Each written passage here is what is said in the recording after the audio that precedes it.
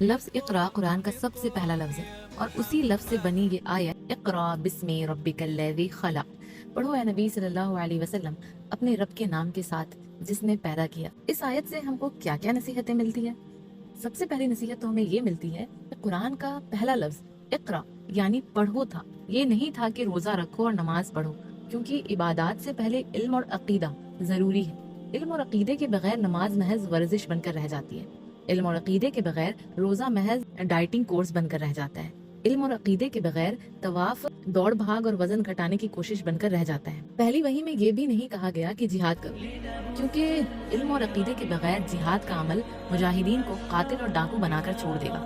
پہلی وحی میں یہ بھی نہیں کہا گیا کہ تجارت کرو، کیونکہ علم اور عقیدے کے بغیر تجارت سے حرام اور حلال کی تمیز جاتی رہے گی۔ جہالت کے ساتھ اللہ کی عبادت نہیں ہوتی۔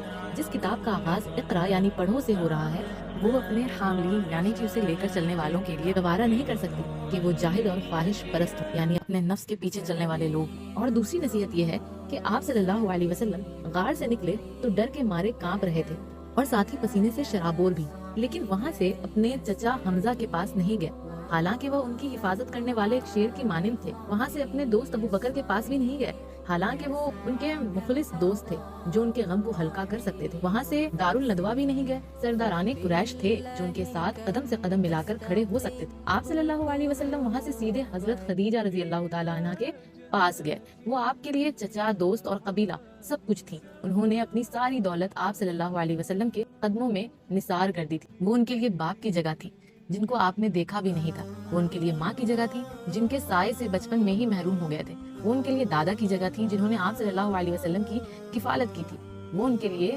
بھائیوں کی جگہ تھی جو دنیا میں آئے بھی نہیں۔ آپ صلی اللہ علیہ وسلم ان کے لیے بہت ہی مخلص اور وفادار تھے۔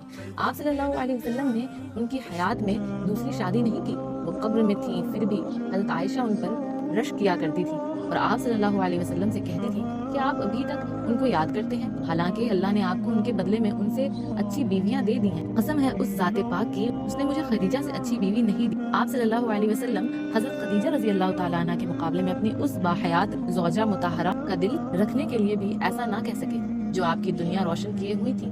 آپ صلی اللہ علیہ وسلم کی عمر 60 سے زیادہ ہو گئی تھی۔ اسی زمانے کی بات ہے، ایک دفعہ آپ نے حضرت خدیجہ رضی اللہ تعالیٰ عنہ کی سہیلیوں کو آتے دیکھا، ان کی عمر 80 کے آس پاس رہی ہوگی۔ آپ صلی اللہ علیہ وسلم نے ان کی سہیلیوں کے لیے اپنی چادر بچھا دی تاکہ وہ اس پر بیٹھ جائیں۔ آس پاس کھڑے لوگوں کو اس پر بے حد حیرت ہوئی، چنانچہ آپ صلی اللہ علیہ وسلم نے ان کی حیرت دور کرنے کے لیے یہ فرمایا، یہ سب خدیجہ کی سہیلیاں ہیں۔